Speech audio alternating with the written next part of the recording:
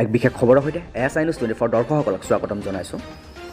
বিগত কেইবাটাও বছৰ ধৰি বাঁহ শিল্পৰ লগত জড়িত ভৰতজ্যোতি দেৱনাথৰ অন্য এক উল্লেখনীয় পদক্ষেপ। বিগত বহু সময়ত বাতৰি সম্প্ৰচাৰিত হৈ বিশেষভাৱে চৰ্চা লাভ কৰি আহিছে ঢিঙৰ বেতকাটিৰ উদীয়মান যুৱক ভৰতজ্যোতি দেৱনাথে। তেখেতৰ হাতৰ পৰশত সুন্দৰকৈ আৰু নিপুণতাৰে সাজি উলিয়াব পাৰে বাঁহৰ সাজ পোছাকৰ লগতে আ অলংকাৰ। মনত আছে অদ্যম্য হেঁপাহ, আগ্ৰহ আৰু একাগ্ৰতা। মনত পুহি ৰখা সপোন বাস্তৱায়িত কৰিবৰ বাবে এবাৰ লগ পোৱাৰ হেঁপাহ আছিল মুখ্যমন্ত্ৰীগৰাকী। এটা সাধাৰণ পৰিয়ালত জন্মগ্ৰহণ কৰা যুৱকজনে দিনৰ ভাগত গাড়ী ভাড়া মাৰি কোনোমতেহে জীৱন নিৰ্বাহ কৰি আহিছে।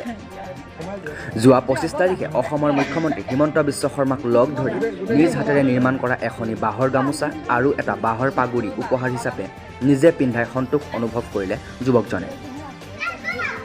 বিশ্বৰ বুকুত নিজকে প্ৰতিষ্ঠিত কৰিবলৈ আনে নোৱাৰা কাম কৰিবলৈ যেন অহৰহ প্ৰচেষ্টা। বাণিজ্যিকভাৱে সফল হ'ব নোৱাৰিলেও নিজৰ লগতে 5টা পৰিয়ালক জীৱন পথ প্ৰশস্ত কৰিলে ভৰতজ্যোতি দেৱনাথে।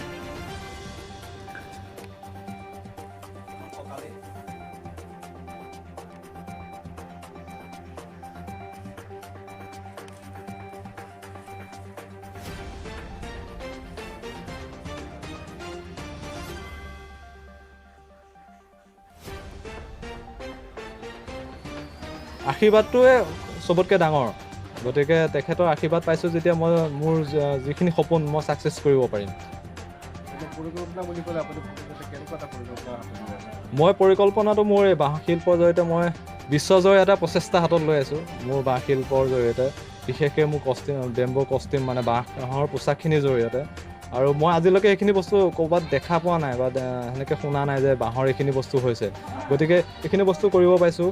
আৰু ভৱিষ্যতেও এনেধৰণৰ কিছুমান কাম কৰি যাবলৈ পৰিকল্পনা হাতত লৈছোঁ।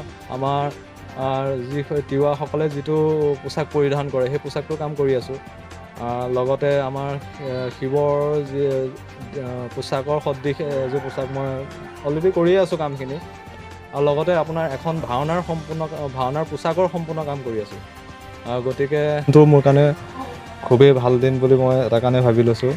মোৰ যি যাত্ৰা, মোৰ যি সপোন আছিলে, বাঁহৰ লগত যি সপোন আছিলে, সেই সপোনটো এখুজি দুখুজিকৈ মই আজি মোৰ লগতে আৰু 5টা পৰিয়াল সংস্থাপন দিবলৈ কাৰণে আগবাঢ়ি আহিছোঁ। আৰু এই মোৰ যি পাইনিয়াৰ বেম্বো কষ্টিম নামৰ যিটো মোৰ সপোন, সেই সপোনটোৰ প্ৰাক মুহূৰ্তত মই মাননীয় মুখ্যমন্ত্ৰী ডক্টৰ হিমন্ত বিশ্ব শৰ্মা ডাঙৰীয়াৰ আশীৰ্বাদ ল'বলৈ পাই নিজকে ধন্য মানিছোঁ আৰু নিজকে সুখী অনুভৱ কৰিছোঁ। এইটো কাৰণে সুখী অনুভৱ কৰিছোঁ, মোৰ হাতেৰে নিৰ্মাণ কৰা এখন বাঁহৰ গামোচা লগতে এটা বাঁহৰ পাগ তেখেতলৈ আগবঢ়াব পাৰিছিলোঁ। আৰু তাৰ পিছ মুহূৰ্ততে তেখেতৰ আশীৰ্বাদ লোৱাৰ পিছ মুহূৰ্ততে মই মোৰ যি সপোন, এই সপোনটোৰ আজি ব্যৱসায়িক ভিত্তিত আৰম্ভ কৰিবৰ কাৰণে ল'ব পাৰিছোঁ। আৰু আশা কৰিছোঁ বাকী অসমবাসীয়েও এনেদৰে মোক আশীৰ্বাদ কৰিব আৰু যাতে মই এইখিনি কামত আগবাঢ়ি যাব পাৰোঁ। মোৰ লগতে মই যি 5টা পৰিয়াল সংস্থাপন দিব লৈছোঁ, সেই 5টা পৰিয়ালকো যাতে মই সুকলমে দিহা পৰামৰ্শ দি আগবঢ়াই লৈ যাব পাৰোঁ। ঢিঙৰ পৰা আৰিফুল্লাহৰ ৰিপৰ্ট SI News 24।